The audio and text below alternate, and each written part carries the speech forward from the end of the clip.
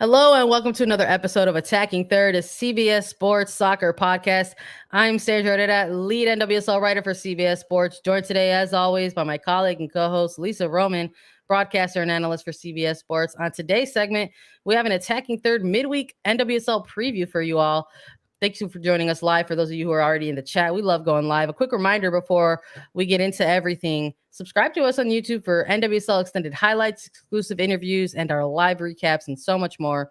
YouTube.com/attacking third. Hit subscribe. It helps us out big time. Lisa, we're back at it. Quick turnaround for us. We got to chat NWSL action. How are you doing today? I'm so good, Sandra. I'm so good. I went for a nice run this morning in Philadelphia. Nice. This is like the perfect weather for me. I love to go running at this weather because in the mornings it's still chilly enough, but the sun is shining so bright and you know that it's going to get warm throughout the day. So that's really where I'm at right now. I'm coming off that runner's high from this morning, but otherwise I'm good. We got midweek action in the NWSL, then we got games again this weekend. It's just nonstop right now. How are you doing? How are you holding up? I'm doing good. I'm hyped for it. This is it just sort of feels like with the overlap that it happened with Challenge Cup, it has sort of felt a little bit nonstop. And we were looking at the calendar and we're like, oh, it's just going to continue to be Oh, it is nonstop. nonstop. And it's always nonstop. And you know what? We're here for it. We had an off season where we were like, gosh, we sure do miss doing that soccer, and now it's relentless in its return. So we're going to chat a little bit about what's going to happen this Wednesday. So thanks for the preview and checking. You can catch so many of these games on Paramount Plus, so make sure you tune in and check them out. We've got North Carolina Courage versus Orlando Pride. We've got Racing Louisville FC versus San Diego Way. We've got Portland Thorns FC versus Washington Spirit, and we're going to go through those and give some picks and everything. But before we jump into that, we thought it would be really, really nice to touch on some speculation at the moment. We have NWSL in full swing. The regular season is in effect. We're going to be entering week 4 here, round 4 of some NWSL competitive fixtures. But we said farewell to the FA Cup. We congratulated Chelsea on picking up back-to-back FA Cups. And we've seen since then between Chelsea and Manchester City, there's a number of Manchester players who have bid farewell. Georgia Stanway announcing recently that she's going to be going to Bayern. So we were taking a look at that, Lisa, and we were like, what could this mean between these two leagues with NWSL and FA Women's Super League? Is there going to be overlap if there's a transfer window opening up? Are we going to see some movement? I would like to see it.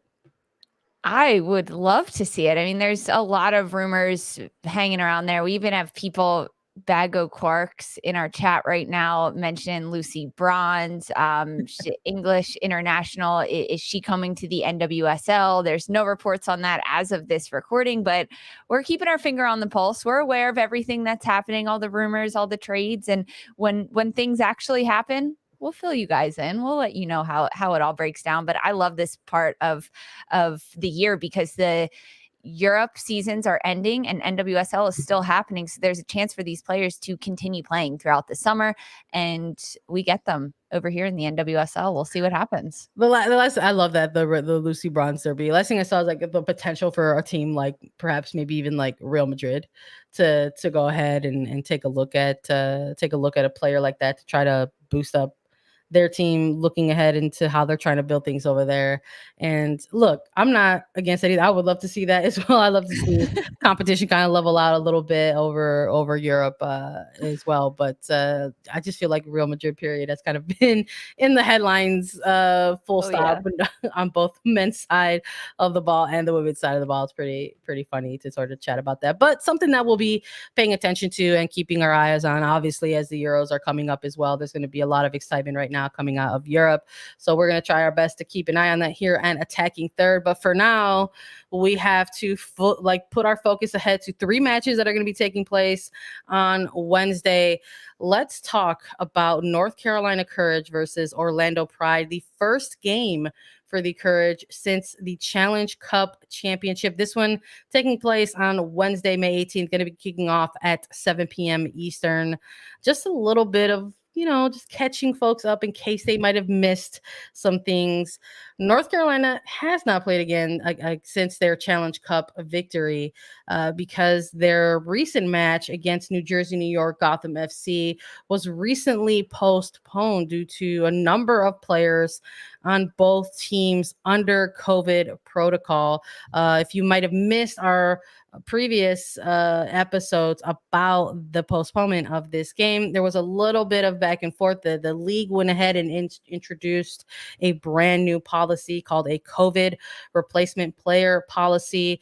It follows similar protocols with the national team replacement policy, meaning teams in the event of losing players due to international duty, during national international windows, or in the instance of too many players being out with under COVID protocol, you can sign a temporary player to help sort of flesh out your roster for a game day. This current policy is only going to be in effect for the next 60 days, however, and it will eventually be reevaluated by the league and the NWSL Players Association to just sort of see if this is something they need to keep going moving forward. But yeah, between the two sides, about 11 players out under COVID protocol. So that game was postponed. So we have not gotten to see North Carolina Courage in regular season action since their week 1 loss to Angel City. So now they're going to go ahead and return to action. They're going to welcome Orlando Pride. Lisa, when we're looking at these two teams going head to head, who are you picking and why? This is a tough one because we talked a little bit off mic before this started about these teams, about Orlando Pride in particular, because as you looked at the landscape of the season, it was like Orlando's going to struggle a little bit throughout this year. They lost some big time players. There have a lot of new faces, including head coach Amanda Cromwell into the league coming from the collegiate game. And Orlando is going to struggle. They're going to have their ups and downs throughout the season. However, they're going to be a team that surprises a lot of folks. They just beat Angel City FC, which was a great win. Sydney LaRue getting an early goal in that match over Angel City. And then when you look at North Carolina, they're coming off of a bye week technically with that COVID postponement, but they've had people and players on COVID protocol. So they haven't been able to train. They haven't been able to practice. I doubt they've been around the team. Luckily, you can do Zooms and join in team events that way and film sessions that way. But coming off of a Challenge Cup win and then going into a postponement with a lot of players on COVID protocol, that's not always great. We don't know the availability report as of this recording Tuesday afternoon for Wednesday evening matches for North Carolina. If those COVID players under COVID protocol are out of protocol, if they're available, if only some of them are, if not. So that's all things that need to be taken into consideration. However, in this match, North Carolina versus Orlando, depending on the players available, depending on who's not, I'm going to go with North Carolina getting the win in this one. I think they just have a little bit more grit to them and going against a team like Orlando Pride that's coming off of a big win. But in the history between these two sides, last 14 matches between Orlando and North Carolina, Orlando has won 1 against the Courage in those 14 matches. So historically, this is a tough matchup for Orlando to face. And I don't think this midweek action is going to be any different because Orlando, they also played last weekend. So coming off of a really quick turnaround, heading into these midweek games, it's going to be a theme.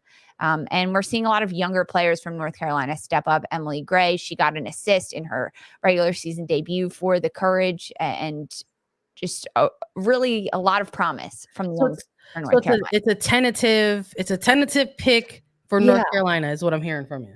I'm definitely a little bit tentative about this, but I'm gonna stick with North Carolina for now. I hear you. I don't blame you. Like if we go back and we even just look at that availability report that came out just on May 13th for the game that was ultimately postponed against Gotham.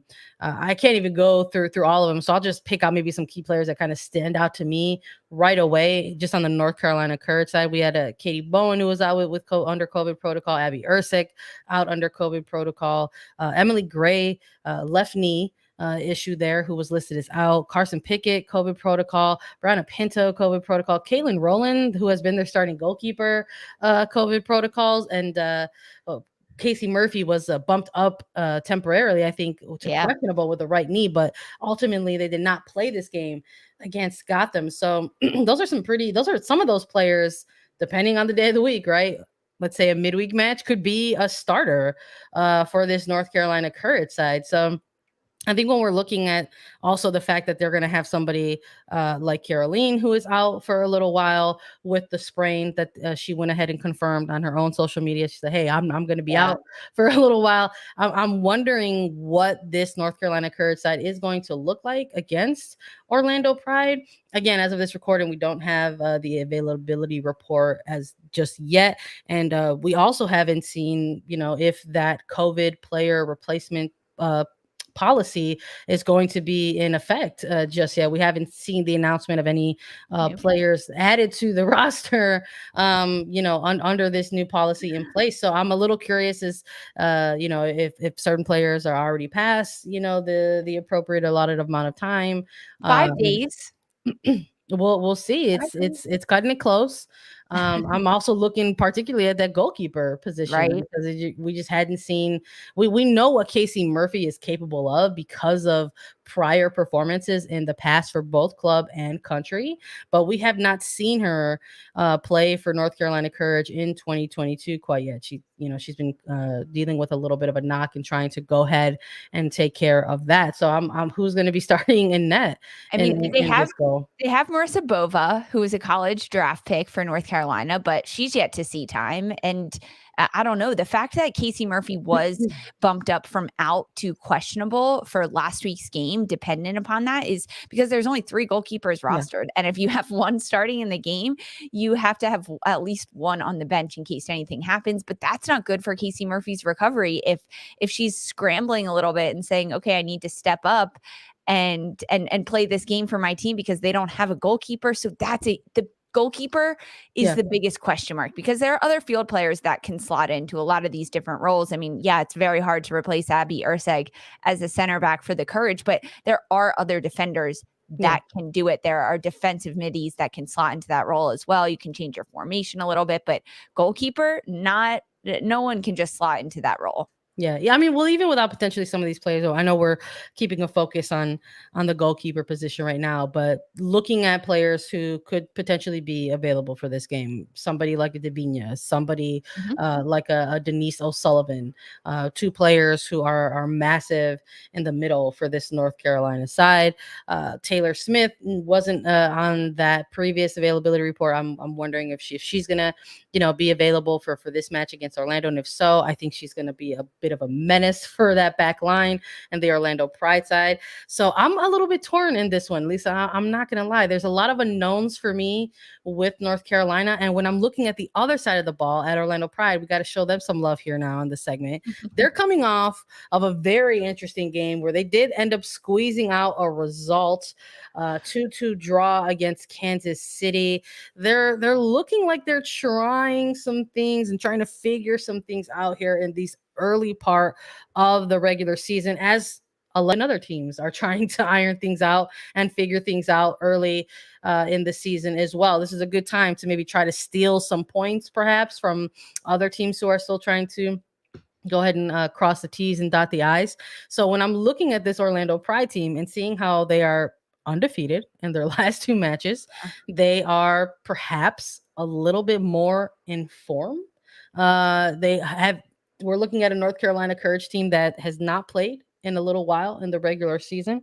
And not only we're coming off of a little bit of a grinder in the portion of the schedule, but now I've had a number of players that have had to deal with COVID protocol. So I'm not sure what their form is going to be in this match after so many different obstacles to get back into playing into the regular season. So I'm going a little bit back and forth in this one as I look at Orlando Pride and say, hey, they've had Erin McLeod back for a number of weeks now. She's been looking really good in net, is a keeper who likes to face a lot of shots and is capable of that. I think she's faced something like 46 crosses already in just 3 appearances here in the regular season. And then they've also welcomed the return of Sydney Leroux, who has been a huge bump for this team. So I'm torn in this one, and I'm a little curious as if this one is maybe going to be a draw. And I think that's where I'm leaning between these two for me. I see that. I totally see a draw in this one based on everything that we've just talked about. It really depends on player availability and which players for North Carolina have been back, and of course the health of Orlando Pride players, because they need to stay in top shape as well.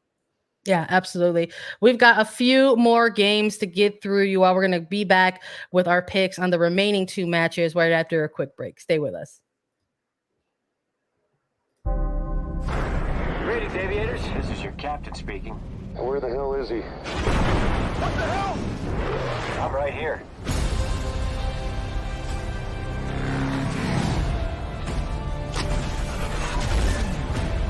Maverick, your kind is headed for extinction. Smoke in the air! Smoke in the air! Maybe so, sir.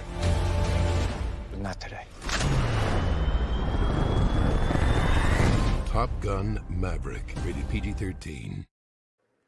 All right. We're back. We got to talk about 2 more matches here to close out the midweek action here for NWSL. Let's take a look at Racing Louisville FC versus San Diego Wave FC. This one also kicking off on Wednesday at 7:30 p.m. Eastern. Oh my goodness, Lisa, we've got these 2 teams that gave us some pretty interesting thrillers just 3-4 days ago. Quite frankly, we had San Diego Wave picking up a win over Chicago Red Stars, and we've got Racing Louisville who went ahead and came from behind and picked up a draw against Houston Dash. Racing Louisville, I think their first time taking a look at Alex Morgan in this year, right? We're taking a look at some of the teams who have played each other multiple times already in the Challenge Cup, and now we're starting to see teams branch out a little bit and get a look at other opposition that maybe they didn't get a chance to face during Challenge Cup. Lisa, when we're looking at these 2 teams based on the recent form, who are you looking at in this one and why? This is such a tricky one because you're right. This is the first time Racing Louisville will be playing against a California team, let alone San Diego Wave, who's coming off of a big win last weekend over Chicago. Alex Morgan, she gets her 5th goal in 2 games, which is just incredible for San Diego Wave. Of course, 3 of them were penalty kicks. I like to make that clarification for everyone. 3 of Alex Morgan's goals were penalty kicks, but still she found the back of the net. And Racing Louisville, they're coming off of a very familiar 1-1 draw with Houston Dash, a team that they've now played 4 times, I believe, throughout the Challenge Cup and the regular season. And so for this one, Racing Louisville having to host San Diego Wave at least gives them a little bit of a leg up. I think if this game was being played in San Diego, it would also be a different story. So Racing Louisville is the host, San Diego traveling to Louisville, Kentucky to play against Racing. But for this match, we've seen Jess McDonald go on a bit of a tear in that match against Houston. It was McDonald getting the equalizer goal against Houston and a great header goal. She scored in back-to-back games for Racing Louisville, Jess McDonald. And that's what Kim Bjorkegren brought in McDonald to do, score goals for this team. We also talked about it a little bit in the midfield. We're seeing Jalen Howe come into a little bit more of her form. I think Katie Lund, goalkeeper for Racing Louisville, has done a good job keeping Louisville in a lot of games going up against some tough competition. However, San Diego is really tough competition with their attacking presence that they have. We saw Kaylee Reel get a goal last weekend. Alex Morgan, of course, knows how to find the back of the net. Young rookies and Kelsey Turnbow for San Diego can create dangerous opportunities, whipping the ball in. There's a bit of an injury report happening as well with San Diego, dependent upon Abby Dahlkemper, center back, if she'll be in this match, because if we're looking at the defensive line for San Diego with Girma is the namestay in the center back right now for San Diego and Casey Stoney, having to match up against Jess McDonald. Jess McDonald loves that competition. She's going to eat that rookie for breakfast, lunch, and dinner. So that is a bit concerning when I look at San Diego's side. However, San Diego they're coming off 3 wins in the regular season. They are at the top of the standings. It's at this point in the season where do the Wave continue to peak, or do we see them settle and plateau a little bit into what the rest of the season could be. I don't foresee that happening. Not quite yet for San Diego Wave. This is going to be a good matchup, though. This is going to be a good matchup. It's also like the start of like a very heavy kind of set of games. We know that all teams are going to go through these types of grinds throughout the season, where there's just going to be a little bit of a compact schedule, a lot of match days within a certain type of week. So I'm looking for that. This is going to be, I think, a different type of test for San Diego. I think that we have yet to see them kind of go through. I love to talk about a win streak. I love to talk about a scoring streak. So I mean, if Wave end up taking this one in Louisville, it's just more fodder for us right here to continue to chat about. But on the other side of things, a team like Racing Louisville to be able to maybe kind of shatter that little the small streak right now might also be another thing where it's like, hey, look at NWSL doing NWSL things.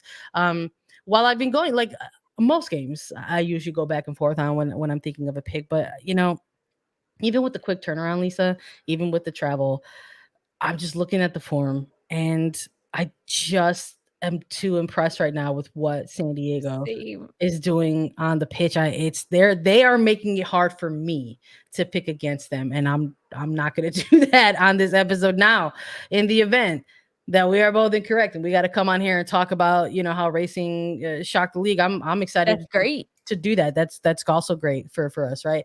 But I like what we've been seeing out of this San Diego side. I'm very, very happy to see what is going on with Casey Stoney and how she has been able to go ahead and, kind of like transition somewhat easily with NWSL play. I know that for some, even we talk about this a lot with players, but with coaches, maybe there's also that storyline or that narrative as well. Like, oh, this is a very transitional type of league. Are the new coaches who come in to play going to be able to go ahead and be able to transition to this league and the style of play automatically? And sometimes there's a little bit of a struggle in that, but I don't think we're seeing that with somebody like Casey Stoney. I'm appreciative of some of these small adjustments that we've already seen. A bummer for me from the last game. It was tough to see somebody like Amir Ali go out. Again, we don't have the availability report. I'm not too sure what that's going to, how that might reshape some things for San Diego. If it does at all, we will see. But again, when you're going back and forth and making these picks, I'm taking a look at San Diego and I'm sticking with them too. So I think you and I both going 2 for 2 here with San Diego as well. You want to put a scoreline on it? Maybe make it a little more fun? I do want to put a scoreline. Do that, but I do want to put a scoreline on it. So Racing Louisville, they're ranked number 9 right now in the standings. They've scored 4 goals. They've had 5 goals against in the regular season. San Diego, they've put up 7 goals and they have 1 goal against. I mean, looking at that defensively, we know that Kaylin Sheridan for San Diego has been tremendous in goal. I think they get one against them, though. I think Racing Louisville gets on the board. I'm hoping for 2-1 San Diego.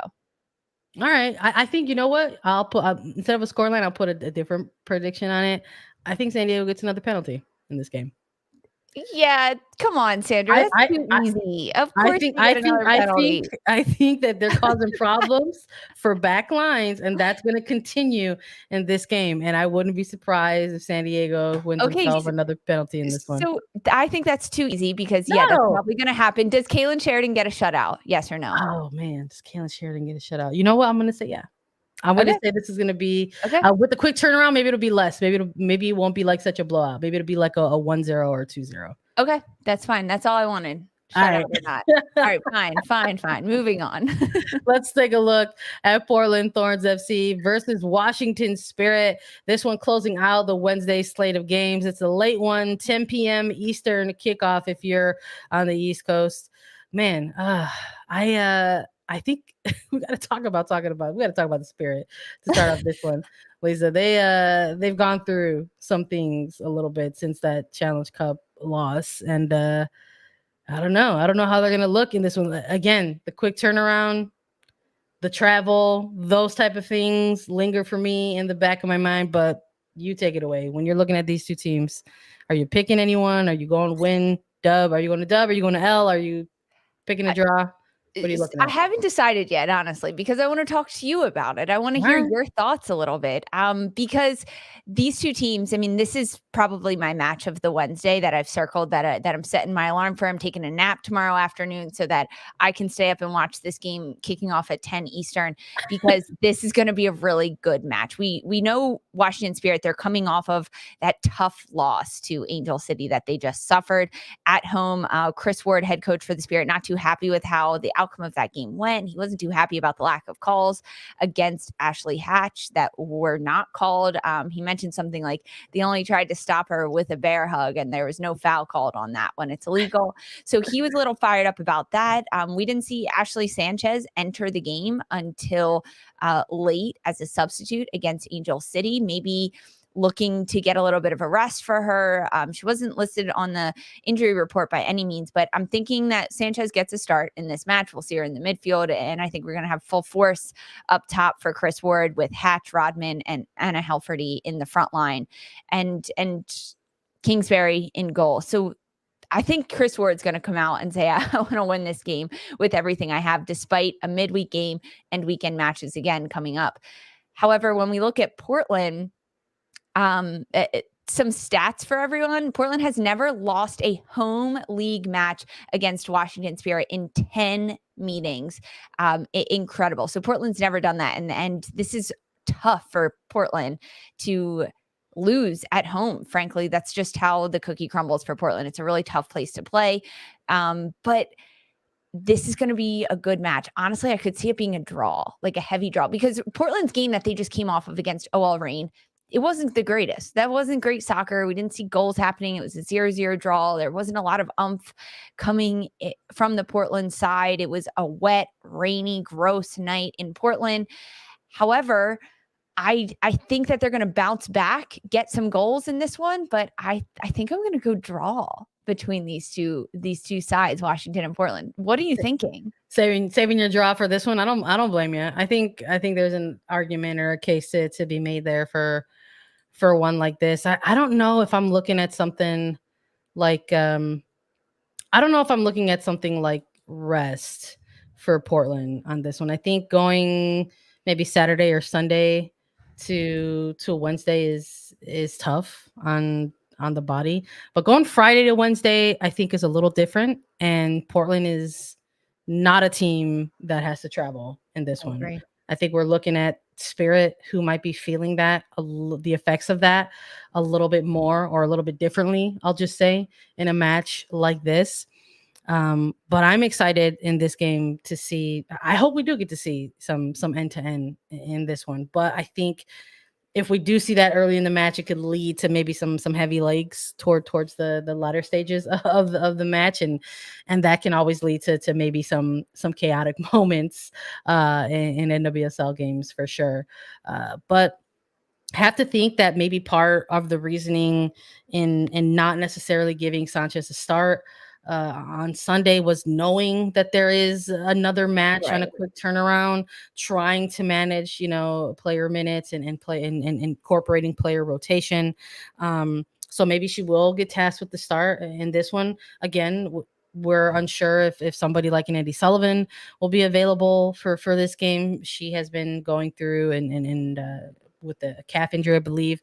And I'm curious that if she is available for this one, like the midfield's obviously going to contend a little bit with Portland and their new sort of 3-back formation that we've been looking at. And I've enjoyed that with head coach Ryan Wilkinson and this Thorns side. I think it has it's been playing well to the personnel that the Thorns are putting out on the pitch.